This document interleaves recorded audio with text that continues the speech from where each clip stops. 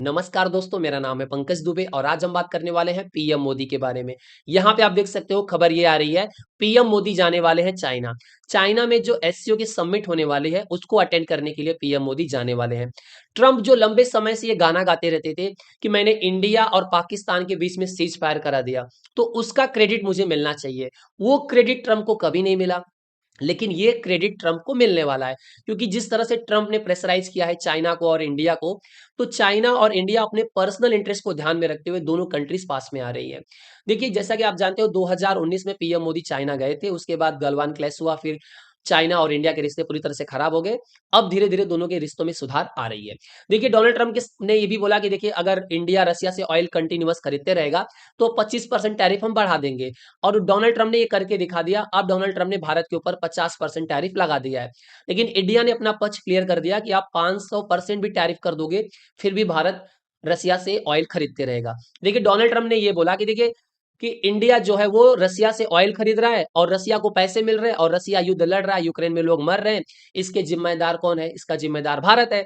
भारत ने अपना पक्ष क्लियर किया कि देखिए, ये युद्ध क्यों शुरू हुआ? यूक्रेन को नेटो का मेंबर कौन बनाना चाहता था? अमेरिका। अमेरिका चाहता था कि यूक्रेन नेटो का मेंबर बने, और ये नेटो के चक्कर में ही पूरा युद्ध शुरू हुआ है। तो जिम्मेदार हम नहीं है, जिम्मेदार आप है।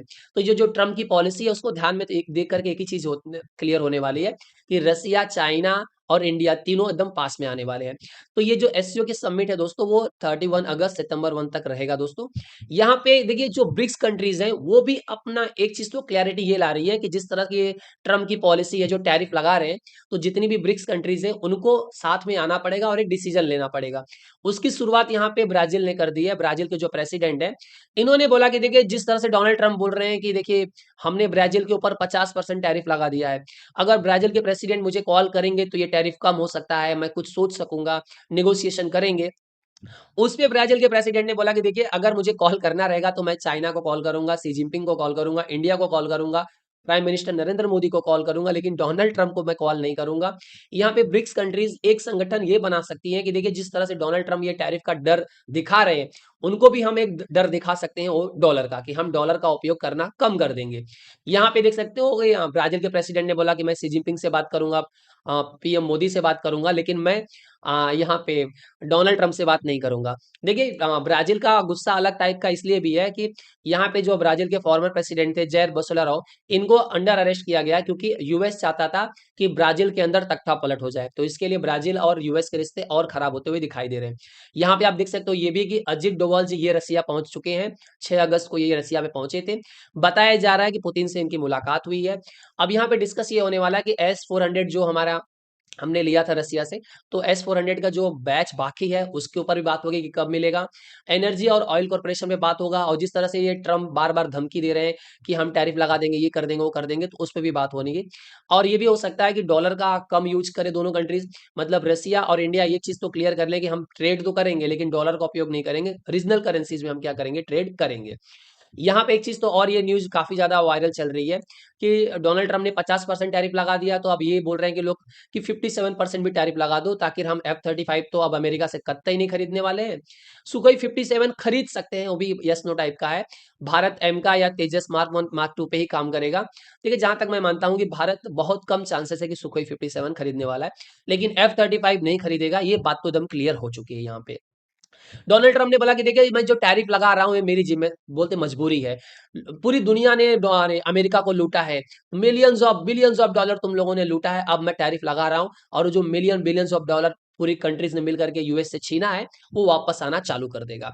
यहाँ पे जिस तरह से डोनाल्ड ट्रंप की पॉलिसी है उसको ध्यान में रखते हुए रिपब्लिकन पार्टी के लोग ही डोनाल्ड ट्रंप के खिलाफ आ चुके हैं। यहाँ पे आप देख सकते हो निक्की हेली, इन्होंने बोला कि देखिए, इंडिया को रसिया से ऑयल नहीं खरीदना चाहिए, ये बात सच है, लेकिन जो चाइना है वो हमारा दुश्मन है। चाइना को आपने 90 डेज का टैरिफ पॉज दे दिया कि हम चाइना को 90 दिन का मौका दे रहे हैं, लेकिन इंडिया के ऊपर आपने टैरिफ लगा दिया है 50%। जबकि चाइना क्या करता है, रसिया से ज्यादा ऑयल खरीदता है, ईरान से ज्यादा ऑयल खरीदता है, लेकिन आपकी नजर में दुश्मन आपने इंडिया को बना करके रखा है। देखिए, रिपब्लिकन ये मानते हैं कि देखिए, जो इंडिया है वो हमारा क्या है, अलाय है, तो जो दोस्त है उसको तुमने दुश्मन समझ लिया है। तो यहाँ पे लोग ये बोल रहे हैं कि डोनाल्ड ट्रंप क्या चाइना को फेवर दे रहे हैं और इंडिया के अगेंस्ट में आ गए हैं। देखिए, डोनाल्ड ट्रंप ने जो लंबे समय से कहानी जो राग गा रहे थे कि मैंने इंडिया और पाकिस्तान के बीच में सीज फायर करा दिया, भारत ने उसको सीधा बोल दिया कि नहीं भैया, ऐसा कुछ भी नहीं था। उससे डोनाल्ड ट्रंप काफ़ी बोलते हैं ना आहत हुए हैं और उसका गुस्सा यहाँ पे कहीं न कहीं दिख रहा है। ऐसी सुर्खियाँ भी दोस्तों यहाँ पे चल रही है। उसका नतीजा ये हुआ कि एप्पल को भी बोलते हैं ना काफ़ी प्रेशराइज़ हुआ। एप्पल के सीईओ टिम कुक ने बोला कि देखिए जिस तरह से मैंने वादा किया था $600 बिलियन का इन्वेस्टमेंट करने के लिए अमेरिका के अंदर, तो हमने $100 बिलियन का इन्वेस्टमेंट कर दिया है। आगे आने वाले समय में $500 बिलियन का और इन्वेस्टमेंट करूँगा। लेकिन बात ये है कि इन्वेस्टमेंट तो अमेरिका में कर दिया है, लेकिन जो आईफ़ोन जो बन रहा है इंडिया के अंदर उसका प्रोडक्शन चालू रहेगा, उसपे कोई कमी नहीं होने वाली है। यहाँ पे आप देख सकते हो पीएम मोदी ने एक चीज़ तो क्लियर कर दिया कि कोई भी देश कितना भी कोशिश कर ले हमको रोकने की, हम रोकने वाले नहीं है, भारत का ग्रोथ रुकने वाला नहीं है। हम जल्द ही आने वाले समय में वर्ल्ड की 3rd लार्जेस्ट इकोनॉमी बनने वाले हैं। तो मतलब यहाँ पे बेसिकली एक चीज़ तो क्लियर यहाँ पे डोनाल्ड ट्रम्प को कर दिया गया है कि आप जो ये बोलते हैं ना टैरिफ का जो धमकी दे रहे हो, वो काम नहीं करने वाले। इंडिया ने प्लानिंग बना लिया है, हम पीछे हटने वाले नहीं हैं। रसिया से ऑयल खरीदते रहेंगे और आने वाले समय में वर्ल्ड की 3rd लार्जेस्ट इकोनॉमी बन करके दिखाएँगे। दोस्तों अगर वीडियो पसंद आया होगा तो वीडियो को लाइक करके हमारे चैनल को सब्सक्राइब कर लीजिएगा। And thank you so much for watching this video.